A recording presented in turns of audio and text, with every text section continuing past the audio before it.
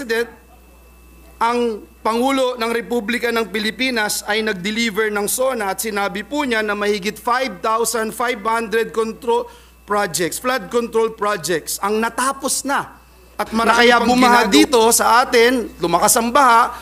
Ang sabi po nila kasi hindi na-switch on yung pong makina. Last year, Mr. President, we allocated roughly 280 billion for flood management. This means, Mr. President, in 2023, 1.079 billion a day on flood control projects. Flood management, nasa 1.35 billion kada araw. Aabutin po ito ng 1.44 billion kada araw. Yan po ang ginagastos ng ating gobyerno para tugunan ang problema ng pagbaha. 1.44 billion. Ngunit, Ginoong Pangulo, kaninang umaga, napakinggan ko po ang General Manager ng MMDA na si Yusek Procopio Lipana. May sinumiti na daw po sila na terms of reference sa DPWH para sa Drainage Master Plan ng Metro Manila. Ibig sabihin, Ginoong Pangulo, hanggang ngayon po pala, nasa proposal stage pa rin sila. Samantalang matagal na po nating alam nating lahat na antiquated o bulok na ang ating mga drainage system at light to medium na baha na lang ang capacity ng mga pumping stations dito sa Metro Manila. Mr. President, sinabmit na yung NEP kanina. Kanina lang natin nakita sa NEP yung proposal na ito.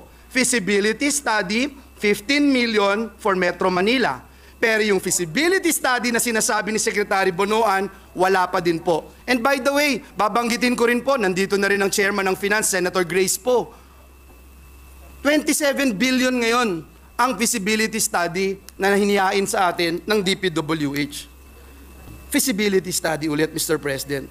Kaya kailangan naman po siguro magpaliwanag ng DPWH. Mr. President, kaninang umaga rin sa ating chat room ng mga senador, ang no less than our Senate President reported to us that DPWH is saying na kaya bumaha dito sa atin, lumakas ang baha, ang sabi po nila kasi hindi na-switch on yung pong makina dahil wala pong fuel. And it's black with trash. Yun din po yung nireport sa atin kanina at nakita ko several of my colleagues giving all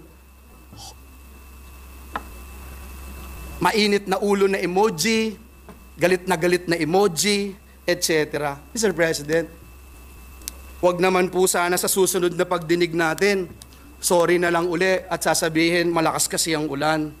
Mr. President, we wanted to find out the real status of our flood management master plan. Has it been reviewed? Has it been updated to respond to our changing times and needs? Last year, Mr. President, we allocated roughly 280 billion for flood management and mitigation projects under DPWH. This means, Mr. President, in 2023, 1.079 billion a day on flood control projects. Ngayong taon po, 2024, mas mataas po ang inilaan na budget ng Kongreso para sa DPWH alone. Dito po sa flood management, nasa 1.35 billion kada araw ang pondo ng DPWH. Pag pinagsama-sama nyo po, kaya ako po nilagay po dyan, flood management national government budget. Isuma total natin, meron din po ang DENR, meron din po ang MMDA, meron din po ang Pag-asa, meron din po ang Climate Change Commission. Aabutin po ito ng 1.44 billion kada araw. Yan po ang ginagastos ng ating gobyerno para tugunan ang problema ng pagbaha. 1.44 billion. Mr. President, hindi pa po kasama dito ang pondo na ginagastos ng lokal na pamahalaan. Hindi pa po kasama dito ang mga feasibility studies. Ngayong taon, 47 billion feasibility study alone. Mr. President, ang 1.44 billion po ay katumbas ng 144,000 TESDA scholars a day. Ang tulong trabaho fund ng TESDA, 1 billion lang buong taon. Sa 1.44 billion, Mr. President, a day budget, meron ka na po kaagad 700 classrooms.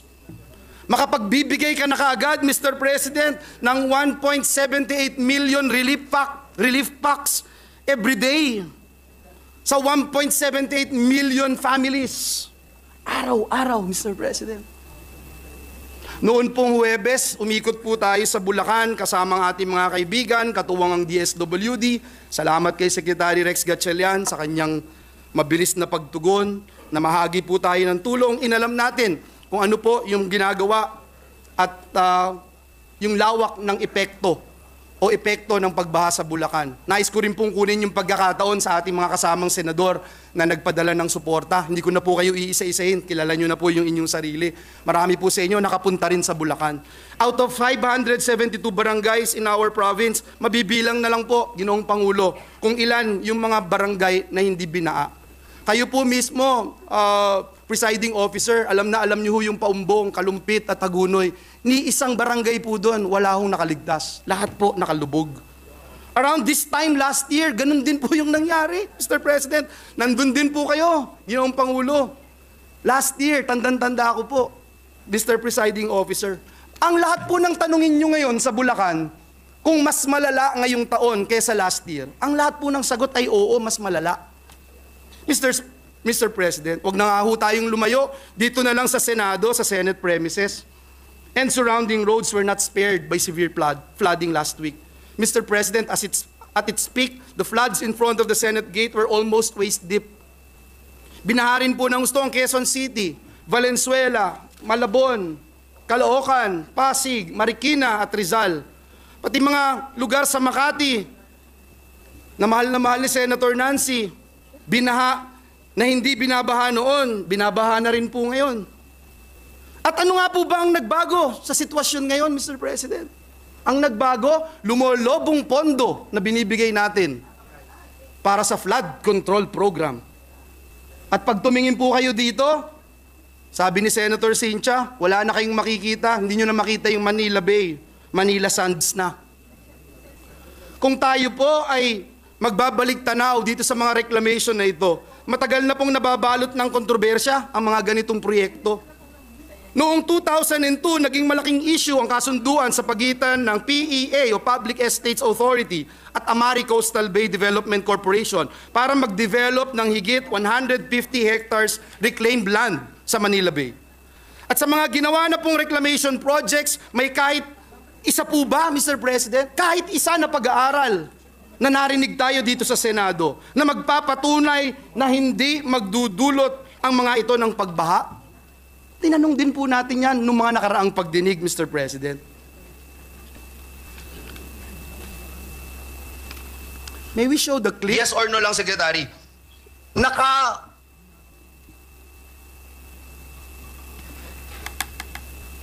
Tinanong ko po si Secretary Bonoan kung meron po ni isang pag-aaral na magsasabing hindi nakaka- Yes or no lang, Secretary. Naka-apekto Kakasama po ba? Yun. Hindi, naka-apekto. Oh, Ito lang muna. naka-apekto. Huwag muna yung ngayon, ha, Secretary. Sige. Doon na tayo sa past. Dito sa ginawang reclamation dito. Ito, kitang-kita natin dito yan eh.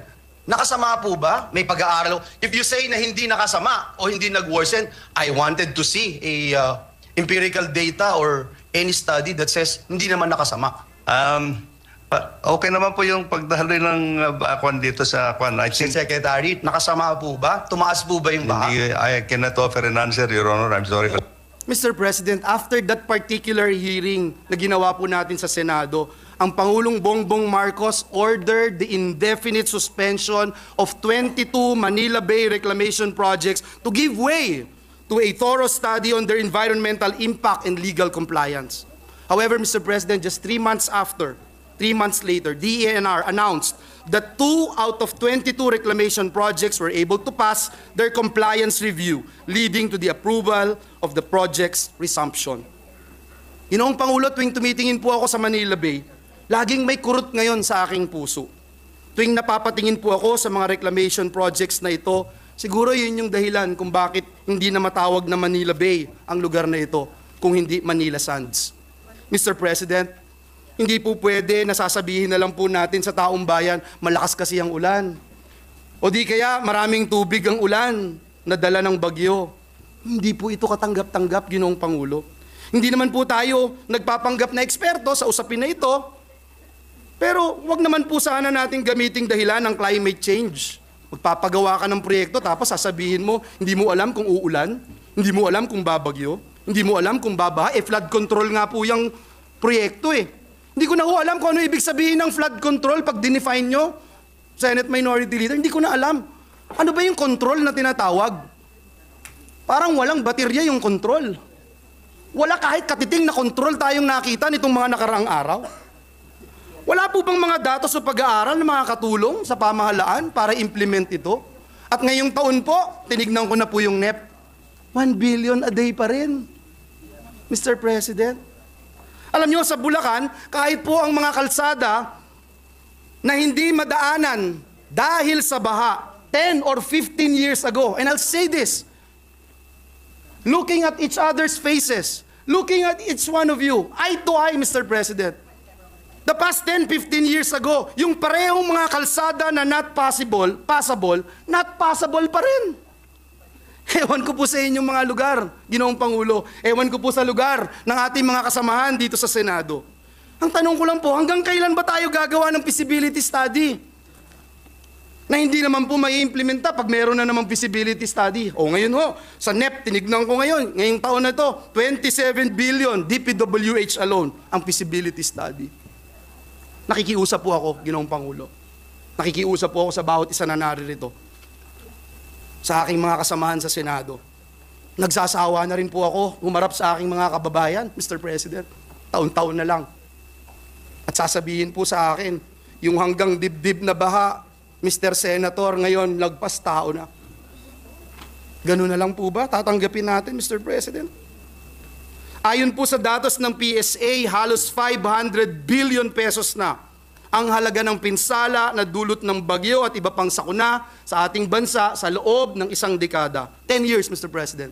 Pero pag tinignan niyo po yung gastos natin sa flood management program alone in the past 10 years, Mr. President, it's 1.14 trillion pesos, Mr. President. 1 plus 1, Mr. President. We need a comprehensive plan to address flooding now more than ever before, because even according to study by Climate Central, an independent organization of scientists, major cities in NCR could be submerged in water by 2050. The same study also indicated that our home province, my home province in Bulacan, could suffer the same fate mas mabilis 25 years from now, Mr. President. Nakakabahala po ito. The billions of pesos that we spend for flood control should also go to projects aligned with the Supreme Court mandamus ruling on Manila Bay, which ordered 13 government agencies to clean up, rehabilitate, and preserve Manila Bay and make it fit for swimming. Meron po 2008 mandamus ruling ng Supreme Court. Sabi po doon sa 13 government agencies, mag-clean up kayo, i-rehabilitate, i-preserve ninyo yung Manila Bay, and make it fit for swimming. Paano ka magsuswim kung puro buhangin ang makikita natin ngayon? Ikaw naintindihan yun, Mr. President. Gusto ko rin pong malaman. Dahil kung pinapapreserve yung Manila Bay, kung sinasabing make it suitable for swimming, the only thing na nakita ko the past so many years is the Dolomite Beach. Nothing more. Dalangin ko rin po, Ginoong Pangulo, na magkaroon tayo ng clear-cut policy on reclamation projects. Nais ko pong magwakas by saying, Mr. President, na nagkasalansan-salansan na, lumaki na ang problema natin. May oil spill na rin po dun sa motor tanker ng Jason Bradley at MT Terra Nova sa Bataan. At least, yung Jason Bradley, diesel lang. Pero yung MT Terra Nova, medyo mabigat po, Mr. President. Pinangangambahan din po na aabot ito dito sa Maynila. Mr. President, distinguished colleagues, hindi na po band-aid solution ang ating kailangan. Hindi po natutuwa yung mga kababayan natin na dinadala natin sila sa evacuation center. Kahit may dala po tayong relief goods, hindi na po sila natutuwa. Di naman po nila gusto yun eh. Di naman po nila gustong pumipila lagi para makakuha ng relief goods, Mr. President. Wala na pong gusto na pumipila para makatanggap ng relief goods. Ang gusto nila, solusyon. Hanggat wala po tayong klaro, Ginoong Pangulo, hanggat wala po tayong klarong solusyon o master plan, mananatili po itong unli baha. Pero hindi po unli ang resilience ng ating mga kababayan. Hindi po unli ang ating pondo. Hindi po unli ang buhay ng ating mga kababayan. Kaya, Ginoong Pangulo, dalangin ko po sa susunod na mga bagyo, dahil nasa letter C pa lang tayo, karina pa lamang po tayo, ay hindi na unli ang baha at ang pasakit sa sambayan ng Pilipino. Maraming salamat, Ginoong Pangulo, at pagpalain tayong lahat ng ating Panginoong Diyos.